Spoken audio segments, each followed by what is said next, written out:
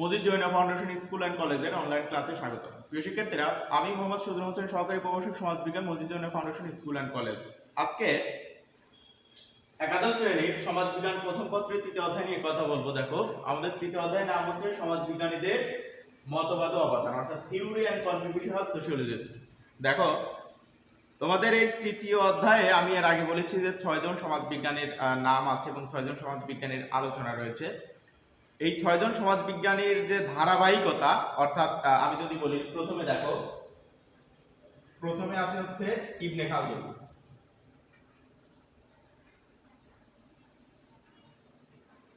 ইবনে Khaldun, এরপরে 2 নম্বরে আছে অগাস্ট পোল,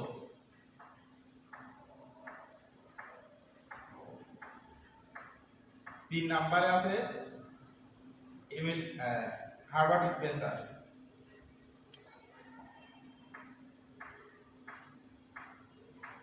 4 নম্বরে আছে এমিল ডুরখেইম,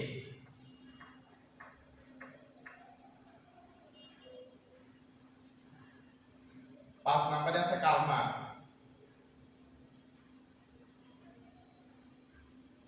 এবং 6 নম্বরে আছে ম্যাক্স ওয়েবার।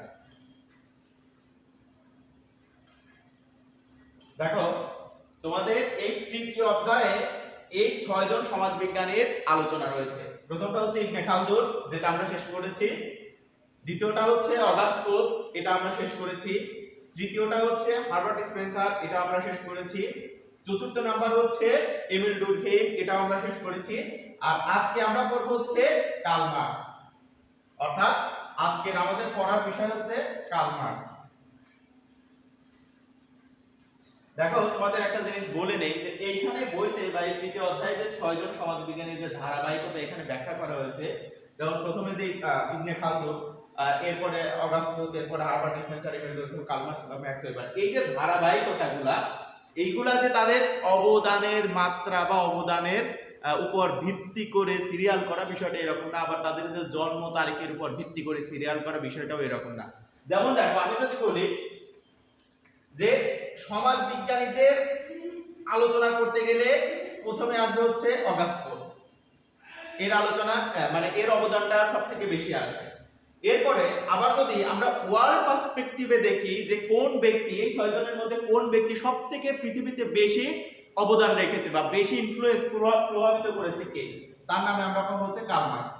তো সেই হিসেবে বলা হচ্ছে, দেখো এইখানে যে ধারাবাহিকতা, এই ধারাবাহিকতার অর্থ এরকম নয় যে সমাজবিজ্ঞানের সবথেকে বেশি অবদান রেখেছে ইবনে খালদুন, এরপরে অবদান রেখেছে অগাস্ট পোপ, এরপরে হার্বার্ট স্পেন্সার। বিষয়টা কিন্তু এরকম নয়। এখানে তোমাদের বইতে সিরিয়াল দেওয়া আছে, এটা না জন্ম সালের উপর ভিত্তি করেও সিরিয়াল করা, আর না হচ্ছে তাদের কর্মের বা অবদানের উপর ভিত্তি করেও সিরিয়াল করা। আমি এইটাই বোঝাতে চাচ্ছি যে এইখানে যে সিরিয়াল করা আছে, আলটিমেটলি এই সিরিয়ালগুলো কিন্তু তাদের অবদানের উপর ভিত্তি করেও না, জন্ম তারিখের উপর ভিত্তি করেও না, শুধুমাত্র 6 জন সমাজবিজ্ঞানীদের আলোচনা করার অর্থেই এখানে 6টা সিরিয়াল করা আছে। তো যাই হোক, দেখো আজকে আমাদের আলোচনার বিষয়বস্তু হচ্ছে কার্ল মার্কস। কার্ল মার্কসের জন্ম কোথায়? জার্মান। দেখো, জার্মান কত সালে? 1818 থেকে 1883। দেখো, আমি এর আগে বলছি যে তোমাদের যদিও সমাজবিজ্ঞানীদের জন্মস্থান এবং জন্ম তারিখ খুব বেশি ইম্পর্টেন্ট না, সমাজবিজ্ঞানে সে কি অবদান রেখেছে বা সমাজবিজ্ঞানে সে কি মতবাদ দিয়েছে, এটাই হচ্ছে সমাজবিজ্ঞানের আলোচ্য বিষয়বস্তু বা সমাজবিজ্ঞানের হিসেবে তাদের আলোচনার বিষয়বস্তু। তো তারপরেও আমি বারবার বলি যে তোমাদের যেহেতু এমসিকিউ এর একটা বিষয় আছে, যার কারণে আমি দেখলাম যে কার্ল মার্কসের বাড়ি হচ্ছে জার্মানি এবং জন্ম হচ্ছে 1818 থেকে 1883। এখন আমরা আসি সমাজবিজ্ঞানে কার্ল মার্কসের অবদান কি। দেখো, তোমরা হচ্ছে ইন্টারমিডিয়েটেড স্টুডেন্ট, তোমাদের এখানে কার্ল মার্কসকে সমাজবিজ্ঞানের ফাউন্ডিং ফাদার হিসেবে ব্যাখ্যা করা হয়েছে, বা সমাজবিজ্ঞানীদের মধ্যে যে সকল ব্যক্তিবর্গ রয়েছে তার মধ্যে প্রধানতম ব্যক্তি হচ্ছে কার্ল মার্কস। কিন্তু কথা হচ্ছে যে কার্ল মার্কসের বেশিরভাগ আলোচনাই কিন্তু ইকোনমিক্যাল, অর্থাৎ অর্থনীতি সংক্রান্ত, অর্থাৎ তার সকল আলোচনাই হচ্ছে ইকোনমিক রিলেটেড, অর্থাৎ তার সকল আলোচনাই হচ্ছে অর্থনীতি সংক্রান্ত, ইকোনমিক রিলেটেড। বাট তাকে কেন সোশিওলজিস্ট বলা হচ্ছে? মানে বোঝাচ্ছে যে তার আলোচনা, সেটা হচ্ছে অর্থনীতিবিদ। অর্থনীতিবিদ কার্ল মার্কস হচ্ছে একই সাথে অর্থনীতিবিদ। দেখো কার্ল মার্কসের ব্যাখ্যা যদি আমরা করি, কার্ল মার্কস একই সাথে অর্থনীতিবিদ,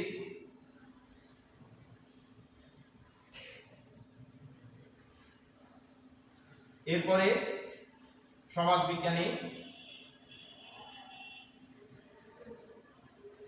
এরপরে রাজনীতিবিদ,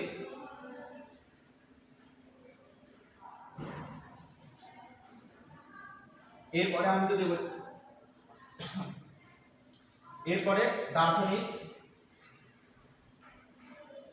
অর্থাৎ সকল, মানে আমি বলতে যাচ্ছি যে পৃথিবীর ইতিহাসে যে কয়েকজন ব্যক্তি, বা আমি যদি বলি পৃথিবীর ইতিহাসে যদি 50 জন ব্যক্তির কথা বলি, যে পৃথিবীর ইতিহাসে কোন 50 জন ব্যক্তি সব থেকে বেশি আজ অবধি, অর্থাৎ সৃষ্টি থেকে আজ অবধি অবদান রেখেছেন, 50 জন ব্যক্তির মধ্যে একজন থাকবে কার্ল মার্কস। পৃথিবীর সৃষ্টি লগ্ন থেকে আজ অবধি আমি যদি এটা বলি যে কোন ব্যক্তি বা কোন সকল ব্যক্তি সব থেকে বেশি অবদান রেখেছে, তাদের যে 50 জনের নাম বলো বা 50 জনের যদি সিরিয়াল করা হয়, তার মধ্যে কার্ল মার্কস একজন থাকবে। তো সেই হিসেবে বলা হচ্ছে, দেখো কার্ল মার্কস আসলে শুধুমাত্র অর্থনীতিবিদ নয়, শুধুমাত্র সমাজবিজ্ঞানী নয়, শুধুমাত্র রাজনীতিবিদ নয়, শুধুমাত্র দার্শনিক নয়, অর্থাৎ সকল গুণের অধিকারী হচ্ছে কার্ল মার্কস। কার্ল মার্কসকে সমাজবিজ্ঞানীরা যেমন পড়ে, অর্থনীতিবিদে তেমন পড়ে, দার্শনিকরা তেমন পড়ে, সমাজতান্ত্রিক মতবাদের প্রবক্তারা তেমন পড়ে।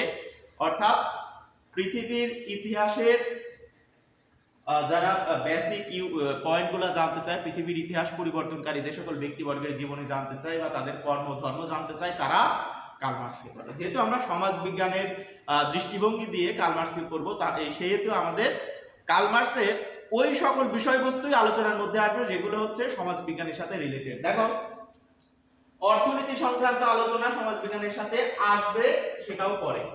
এরপরে রাজনীতি সংক্রান্ত আলোচনা, সেটাও আসবে পরে। তার দার্শনিক যে মতবাদগুলো আছে সেগুলোও আসবে, কিন্তু সবগুলাই আসবে হচ্ছে মূলত সমাজবিজ্ঞানের আলোচনার পার্সপেক্টিভে, যেহেতু আমরা সমাজবিজ্ঞানী হিসেবে কার্ল মার্কসকে করতেছি। তো যাই হোক, আমরা মূল আলোচনাতে চলে যাই। দেখো কার্ল মার্কস হচ্ছে মূলত প্রত্যেকটা অ্যাঙ্গেল থেকে কার্ল মার্কসকে ব্যাখ্যা করা যায়। তবে তোমাদের বইতে প্রথমে কিছু বইয়ের নাম দেওয়া আছে কার্ল মার্কসের সম্পাদিত বা কার্ল মার্কস রচিত, এই বই ধরেই মূলত আমি আলোচনা করি। দেখো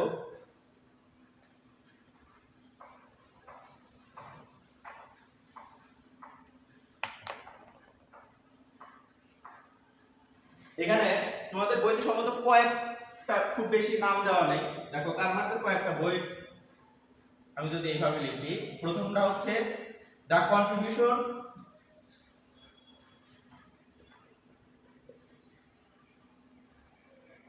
to the critic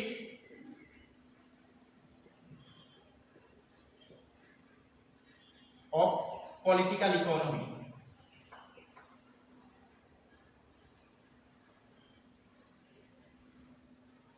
the contribution to the critic of political economy, এই বইটা সম্ভবত তোমাদের বইতে নেই। এই বইটা কার্ল মার্কস রচিত, এইটা প্রথম সারির বই, এই বইটা তোমাদের এই বইতে দেওয়া নেই। এরপরে ডাস ক্যাপিটাল,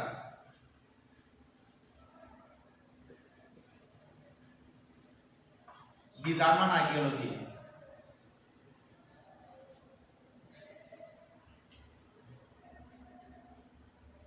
দি Holy Family,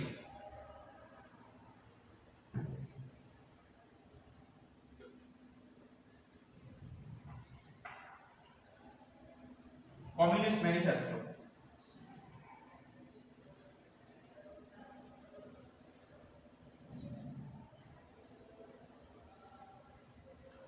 Communist manifesto.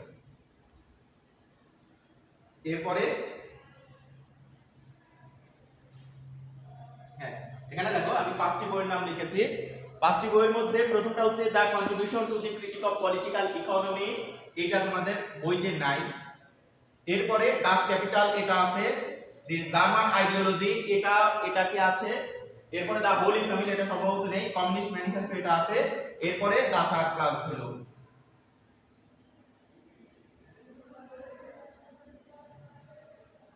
Third class fellow. Karl Marx রচিত সকল গ্রন্থই অনেক বিখ্যাত এবং অনেক আলোচিত। তবে দেখো এই কয়েকটা গ্রন্থ মানে সবথেকে বেশি আলোচিত, যেমন contribution to the critic of political economy, এটা তোমাদের বইতে নাই, বাট এটা সবথেকে বেশি আলোচিত। ডাচ ক্যাপিটাল, ডাচ ক্যাপিটাল পৃথিবীর ইতিহাসে আজ পর্যন্ত প্রায় বলতে গেলে সবথেকে বেশি আলোচিত, সবথেকে বেশি পঠিত, সবথেকে বেশি হচ্ছে কপি করা বই হচ্ছে ডাচ ক্যাপিটাল। এরপরে জার্মান আইডিওলজি, দা হোলি ফ্যামিলি, কমিউনিস্ট ম্যানিফেস্টো এবং থার্ড ক্লাস ফেলো। দেখো এই কয়েকটা বইয়ের আলোকেই মূলত তোমাদের বইতে কার্ল মার্কস সম্পর্কে কম বেশি আলোচনা করা হয়েছে। তো যেহেতু contribution to the critic of political economy এটা তোমাদের বইতে নেই, ডাচ ক্যাপিটাল আছে, জার্মান আইডিওলজি এটা নেই, হোলি ফ্যামিলি নেই, কমিউনিস্ট ম্যানিফেস্টো আছে, থার্ড ক্লাস ফেলো আছে। তো কার্ল মার্কসের দেখো সকল আলোচনায় মূলত দাম দিই, অর্থাৎ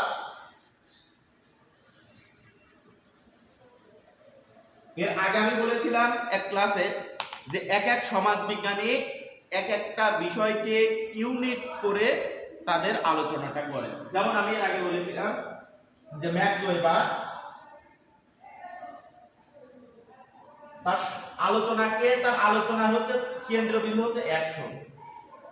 এই অ্যাকশনকে উনি হচ্ছে বেস হিসেবে চিন্তা করেছেন, অর্থাৎ উনি অ্যাকশনকে বেস হিসেবে চিন্তা করেছেন। ঠিক একইভাবে কার্ল মার্কসের আলোচনার মূল বিষয় হচ্ছে ইকোনমি এবং ক্লাস, অর্থাৎ সকল আলোচনায় হচ্ছে ইকোনমিক রিলেটেড এবং এই ইকোনমির মধ্যে ক্লাস রয়েছে। ক্লাসটা কি?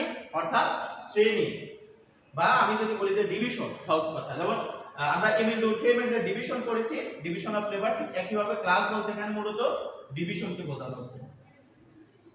ক্লাস হচ্ছে মূলত ডিভিশন। এখন দেখো তোমাদের বইতে প্রথম যে তথ্যটা দেওয়া রয়েছে সেটা হচ্ছে ক্লাস। এই শ্রেণী বা ক্লাসটা কি? দেখো, আচ্ছা আমি এইভাবে বলি, উনি বলছেন যে সমাজের প্রত্যেকটা সমাজেই, অর্থাৎ সমাজ সৃষ্টির থেকে আজ অবধি প্রত্যেকটা সমাজ, প্রত্যেকটা জায়গা, প্রত্যেকটা মানুষের মধ্যেই ক্লাস বিদ্যমান। অর্থাৎ ক্লাস বলতে উনি ডিভিশনকে বোঝাচ্ছে, এই ডিভিশন বা শ্রেণী বিন্যাস বিদ্যমান। উনি সমাজকে দেখো 5টা ক্যাটাগরিতে ভাগ করেছেন। কার্ল মার্কস সমাজকে 5টা ক্যাটাগরিতে ভাগ করেছেন। আচ্ছা আমি এগুলো মুছে দিচ্ছি।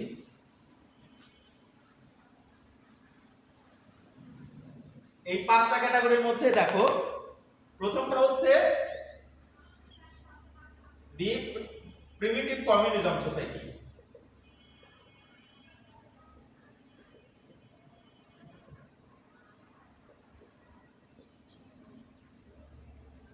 Primitive communism society. এরপরে 2 নাম্বার হচ্ছে স্লেভারি সোসাইটি।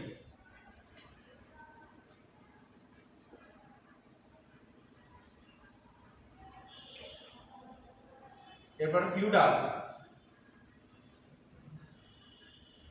সোসাইটি।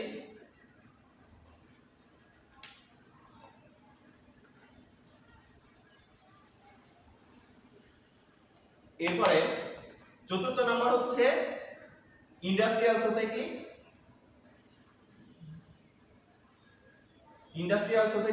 এবং 5ম নাম্বার হচ্ছে কমিউনিস্ট সোসাইটি,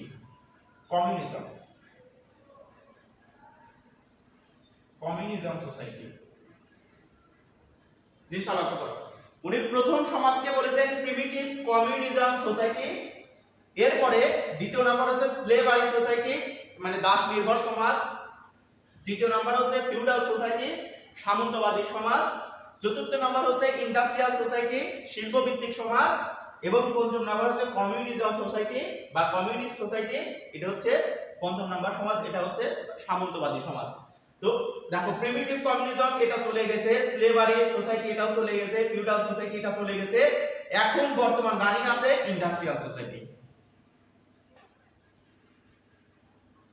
পৃথিবীতে বর্তমানে ইন্ডাস্ট্রিয়াল সোসাইটি চলমান, এবং এই ইন্ডাস্ট্রিয়াল সোসাইটির পরে আসবে হচ্ছে কমিউনিজম সোসাইটি। এই মতবাদটা কার? কাল মাসের। অর্থাৎ এখন বর্তমানে যেই সমাজ প্রচলিত সেটাকে আমরা বলতেছি ইন্ডাস্ট্রিয়াল সোসাইটি বা শিল্প ভিত্তিক সমাজ, যেটা বর্তমান সমাজে প্রচলিত বা বর্তমান সময়ে রয়েছে। এবং এই সময়ের পরে আসবে কমিউনিজম সোসাইটি। যদিও এই কমিউনিজম সোসাইটি পৃথিবীতে অনেক রাষ্ট্রে এখনই রক্ষিত বা লক্ষ্য করা যায়, যেমন রাশিয়া, এরপরে চীন, এরপরে কোরিয়া,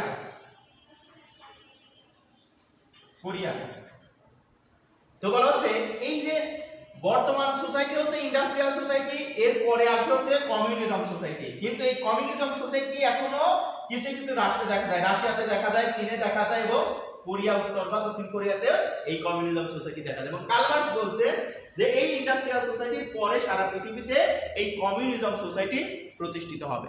তো আমরা পড়তেছিলাম হচ্ছে কার্ল মার্কসের শ্রেণী সংগ্রাম তত্ত্ব। তো উনি বলছেন দেখো এই প্রত্যেকটা সমাজেই মূলত শ্রেণী বিদ্যমান ছিল। শ্রেণী বিদ্যমান ছিল এরকম যে উনি বলছেন যে আদিম সমাজে যদিও কোনো সম্পদ ছিল না, সম্পদ না থাকলে শ্রেণী থাকার প্রশ্ন আসে না, কিন্তু তারপরেও ওই সমাজে শ্রেণী ছিল বয়সের ভিত্তিতে। ওই সমাজের শ্রেণী ছিল হচ্ছে কে কত অস্ত্র পরিচালনায় পারদর্শী তার ভিত্তিতে।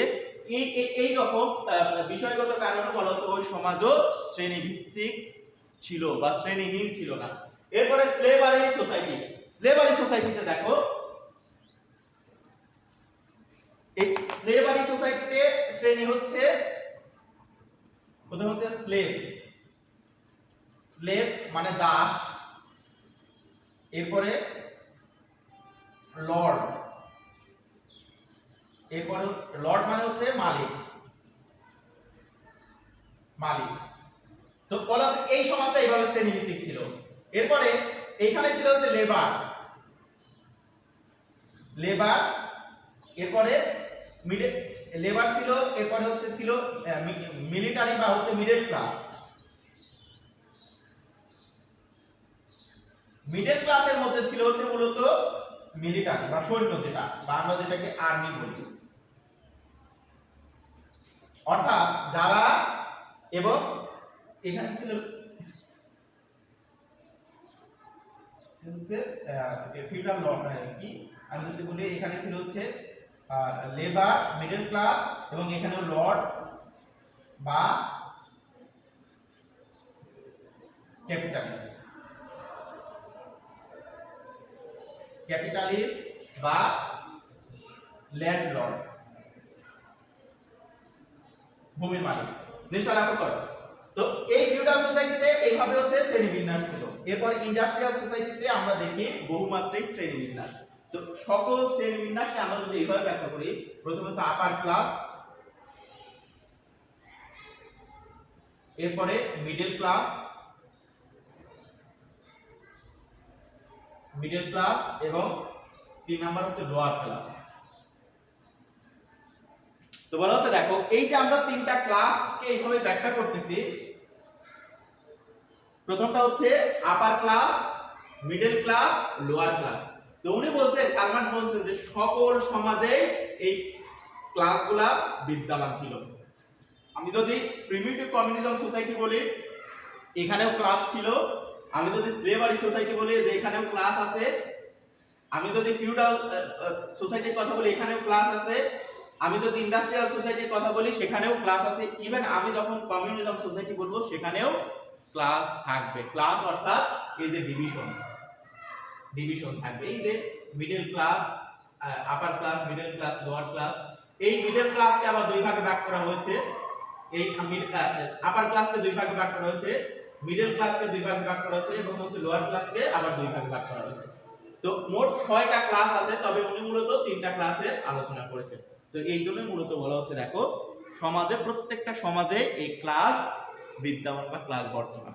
এরপরে দেখো শ্রেণী সংগ্রাম তত্ত্ব, অর্থাৎ থিওরি অফ ক্লাস স্ট্রাগলটা কি। তো উনি বলছেন যে যেহেতু প্রত্যেকটা সমাজেই বা প্রত্যেকটা সময়েই ক্লাস বিদ্যমান, শ্রেণী বিদ্যমান, সেহেতু অনেক কারণে এই ক্লাসের মধ্যে বিভিন্ন বিষয়গত দিক দিয়ে যদি ব্যাখ্যা করা যায় বা বিভিন্ন বিষয়গত দিক দিয়ে দেখলে তাদের মধ্যে এক ধরনের ক্ল্যাশ বা স্ট্রাগল তৈরি হয়। সেই স্ট্রাগলটা কিভাবে হয় দেখো,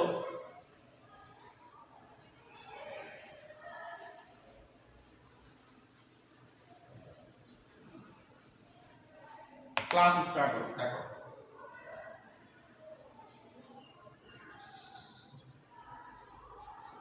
ক্লাস স্ট্রাগল, এই ক্লাস স্ট্রাগলের মধ্যে দেখো আমি বললাম যে ক্লাসের মধ্যে যে বিষয় বিভিন্ন কারণে স্ট্রাগল হতে পারে। এখন এই ক্লাসকে আবার দুই ভাগে ভাগ করা হয়। একটা হচ্ছে দেখো ক্লাস ইন ইটসেলফ,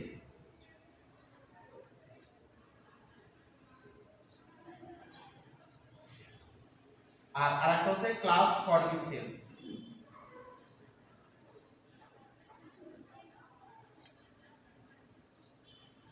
অর্থাৎ জিনিসটা লক্ষ্য করো যে তুমি একটা কারখানার কথা বলো অথবা একটা প্রতিষ্ঠানের কথা বলো, একটা ব্যবসা প্রতিষ্ঠানের কথা বলো, মানে যেখানে 10টা মানুষ বা 20টা মানুষ বা কিছু সংখ্যক লেবার কাজ করে, শ্রমিক কাজ করে, তার মধ্যে দেখবা যে দুই ধরনের ক্লাস আছে। দুই ধরনের ক্লাসটা কি? একটা হচ্ছে class in itself. Class in itself যারা, তারা চিন্তা করে যে আমরা এই কারখানাতে ভালো আছি, মালিক আমাদেরকে যেভাবে শোষণ করছে বা যেভাবে আমাদের সাথে ব্যবহার করছে আমরা তাতেই সন্তুষ্ট। অর্থাৎ ক্লাস ইন ইটসেলফ যারা, তারা তাদের অবস্থান নিয়ে সন্তুষ্ট। বাট যারা ক্লাস ফর ইটসেলফ, তারা চিন্তা করে যে হয়তো হ্যাঁ আমি ভালো আছি, কিন্তু আমার পাশের কারখানায় যে সকল শ্রমিক কাজ করছেন তারা মালিক দ্বারা বিভিন্নভাবে নির্যাতিত হচ্ছেন। অর্থাৎ আমি আমার কারখানাতে ভালো আছি ঠিক আছে, কিন্তু তারা যখন নির্যাতিত হচ্ছে তখন আলটিমেটলি সেই নির্যাতনের কারণে একটা সময় আমিও নির্যাতন হতে পারি, অথবা তাদের নির্যাতনের ক্ষতির প্রভাব আমার পরও চলে আসতে পারে। এই জন্য তারা তাদের পাশাপাশি অন্যের জন্য চিন্তা করে। অর্থাৎ ক্লাস ইন ইটসেলফ যারা, তারা শুধু নিজের কথা চিন্তা করে এবং নিজের পরিস্থিতি পজিশন নিয়েই তারা সন্তুষ্ট থাকে। বাট যারা ক্লাস ফর ইটসেলফ, তারা চিন্তা করে যে আমি ভালো থাকলে হবে না, আমার পাশে বা আমার ক্লাসে যারা বিলং করে, আমার অবস্থানে যারা বিলং করে তাদের অবস্থানও যেন ভালো হয়, তাদের সাথে যেন মালিক বা তাদের সাথে যেন আপার ক্লাস ভালো ব্যবহার করে, এই জন্য তারা অন্যর বিষয় নিয়েও চিন্তা করে। অর্থাৎ এরা হচ্ছে আত্মসচেতন, আর এরা হচ্ছে মানে সচেতন। এরা শুধু নিজের চিন্তা করে আর এরা সকল ক্লাস নিয়ে চিন্তা করে। তো বলা হচ্ছে যে কোনো ধরনের স্ট্রাগলের জন্য, যে কোনো ধরনের স্ট্রাগলের পেছনে এই ক্লাস ফর ইটসেলফ কাজ করে। অর্থাৎ উনি বলছে যে কোনো আন্দোলন করার জন্য অবশ্যই ক্লাস ফর ইটসেলফ কারণ বা দায়ী। বাট যারা ক্লাস ইন ইটসেলফ, এরা সবসময় নিজের পজিশন, নিজের অবস্থা নিয়েই চিন্তায় বিভোর থাকে। বাট ক্লাস ফর ইটসেলফ যারা, এরা নিজের পাশাপাশি অন্যের বিষয়গুলো নিয়েও চিন্তা করে। তো যার কারণে বলা হচ্ছে এই যে এদের দ্বারাই মূলত তৈরি হয় হচ্ছে ক্লাস স্ট্রাগল। এখন উনি বলছেন এই যে আমরা শুনি না যে দুনিয়ার মজদুর এক হও লড়াই করো, এই যে দুনিয়ার মজদুর, এই কথাটা কিন্তু কার্ল মার্ক্সের। অর্থাৎ অল দা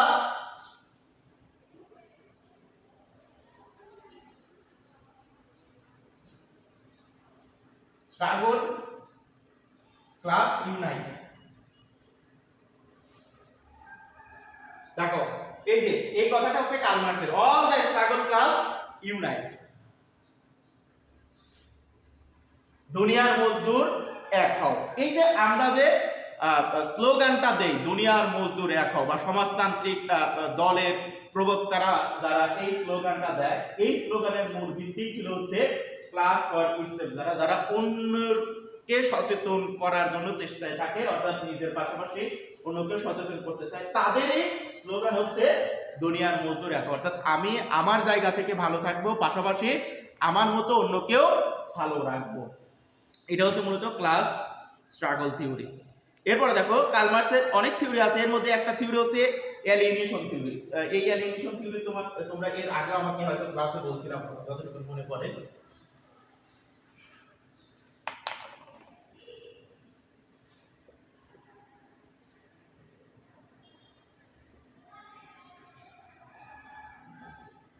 অ্যালিয়েনেশন থিওরি বা বিচ্ছিন্নতাবোধ মতবাদ। বিচ্ছিন্নতাবোধ, অ্যালিয়েনেশন থিওরিটা কি? দেখ, অ্যালিয়েনেশন হচ্ছে যে এই যে ওনার প্রত্যেকটা কথা বলতে গেলে এই যে ক্লাস চলে আসে, তো এই জন্য বলতেছি যে কার্ল মার্ক্সের সকল আলোচনার বেস হচ্ছে ক্লাস। তো অ্যালিয়েনেশন থিওরি উনি বলছেন যে একটা লেবার বা একটা শ্রমিক তার শ্রম দিয়ে যে পণ্য উৎপাদন করে সেই পণ্যটা কিন্তু আসলে সে ভোগ করতে পারে না। অর্থাৎ উনি বলছেন যে একজন গার্মেন্টস কর্মী অথবা একজন জুতার কারখানার একজন শ্রমিক বা একজন স্বর্ণ কারখানার একটা শ্রমিক, বা আমি যে কোনো কারখানার একটা শ্রমিকের কথা বলি, বা আমি তুমি সাধারণত বাংলাদেশের পার্সপেক্টিভে গার্মেন্টস নিয়ে কথা বলা যায়, দেখো এই যে গার্মেন্টস কারখানার যে একজন শ্রমিক, সেই শ্রমিক উৎপাদন করতেছে অনেক দামের অনেক ভালো মানের একটা পোশাক, যার বাজার মূল্য হয়তো আমি ধরতে পারি যে একটা সোয়েটার তৈরি করতেছে যার বাজার মূল্য হয়তো 5 থেকে 8,000, 5 থেকে 8,000 টাকা। এখন মানে ধরে নাও যে যে সকল প্রোডাক্ট সে উৎপন্ন করতেছে সেই প্রোডাক্টগুলো কিন্তু চলে যাচ্ছে বাইরের রাষ্ট্রে, উন্নত রাষ্ট্রে, তারা ভোগ করতেছে। অর্থাৎ একজন লেবার সে পরিশ্রম দ্বারা উৎপন্ন করতেছে একটা হচ্ছে সোয়েটার, সেই সোয়েটারের বাজার মূল্য ধরতে হচ্ছে 5,000 টাকা অথবা 8,000 টাকা, কিন্তু ওই গার্মেন্টস শ্রমিককে দেওয়া হচ্ছে মাসে 8,000 টাকা। অর্থাৎ এটা হচ্ছে তার বেতন। তার ওই গার্মেন্টস কর্মীর বেতনই হচ্ছে মাসে 8,000 টাকা, সে কিভাবে এই 8,000 টাকা বা 5,000 টাকা সোয়েটার পরবে? অথবা একজন স্বর্ণখনির যে একজন লেবার, তার বেতন দেওয়া হচ্ছে 10,000 টাকা, আমি ধরে নিলাম 10,000 টাকা, তার উৎপাদিত পণ্য মূল্য তো হচ্ছে 50,000 টাকা, সে কিভাবে এই 10,000 টাকা বেতন দিয়ে 50,000 টাকা মূল্যের জিনিস ব্যবহার করবে? অর্থাৎ এই যে 50,000 টাকা দাম ধরা হলো, এই দামটা ধরলো কে? মালিক। অর্থাৎ এই মালিক এই পণ্যের দাম ধরে অতিরিক্ত যে মুনাফাটা অর্জন করতেছে, এই মুনাফার মালিক হচ্ছে এই মালিক বা পুঁজিপতি, বাট উৎপাদন করতেছে কিন্তু এই লেবার। বলা হচ্ছে দেখো এটা উৎপাদন করতেছে লেবার, কিন্তু এটা মালিক হচ্ছে বা এটা লাভের অংশ হচ্ছে মালিক। উনি বলছেন যে এই যে মালিক লেবারকে খুব সীমিত পরিমাণ অর্থ দিয়ে শোষণ করছে। জিনিসটা লক্ষ্য করো যে উনি বলছেন যে মালিক এটা দাম নির্ধারণ করলো 50,000, কিন্তু তার উৎপাদনের উপরে ভিত্তি করেই তৈরি হচ্ছে এই 50,000, কিন্তু তাকে দিচ্ছে 10,000। আর এই যে অতিরিক্ত মুনাফাটা মালিক ভোগ করতেছে, আর এটাকেই কার্ল মার্ক্স বলছেন সারপ্লাস ভ্যালু।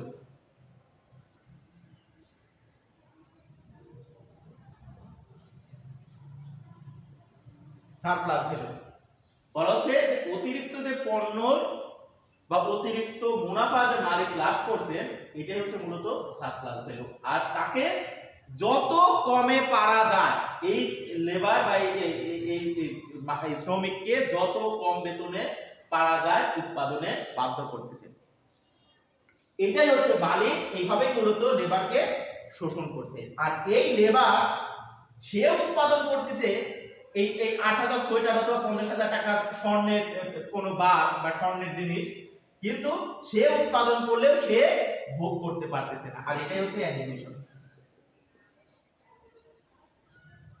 অর্থাৎ আমি উৎপাদন করতেছি বাট সেটা আমি ভোগ করতে পারতেছি না, সেটা ভোগ করতেছে মালিক। এই যে মালিক ভোগ করে মালিক যে অতিরিক্ত মুনাফা অর্জন করতেছে, সেটাই হচ্ছে সারপ্লাস ভ্যালু। এবং অতিরিক্ত মুনাফা অর্জন করলে যে তাকে অতিরিক্ত বেতন দিবে তা দিচ্ছে না, আর এটাই হচ্ছে মূলত শোষণ। আর এই শোষণের জন্য কি হয়? স্ট্রাগল হয়। কি এই ক্লাস স্ট্রাগল জিনিসটা লক্ষ্য করো। বলা হচ্ছে এই শোষণের জন্যই এই শোষিত শ্রেণীরা একটা সময় স্ট্রাগল করে, সংগ্রাম করে কার বিরুদ্ধে? মালিকের পক্ষে। আর সোসাইটি এইভাবেই মূলত পরিচালিত হয়। অর্থাৎ উনি বলছেন এই জন্যই সকল সোসাইটিতে সকল সময়ে ক্লাস স্ট্রাগল বিদ্যমান। তো এই যে কার্ল মার্ক্সের মেকানিজম, এখানে দেখো এই তথ্যটা দ্বারা আমি চেষ্টা করলাম কয়েকটা বিষয় বোঝানোর জন্য। আসলে কার্ল মার্কসকে খুব অল্প সময়ে একটা ক্লাসে বোঝানো সম্ভব না, আমি বারবার বলি। তো তারপরেও আমি চেষ্টা করছি যতটুকু বোঝানোর। তো আশা করব তোমরা ক্লাসটা দেখার পাশাপাশি তোমরা হচ্ছে বইটাকে সামনে রাখবা। বইটা সামনে রাখলে হয় কি যে ক্লাসে তুমি যা দেখলা সেটাকে বইয়ের সাথে মিলে নিতে পারো। তো তোমাদের সবার জন্য শুভকামনা, ভালো থাকো।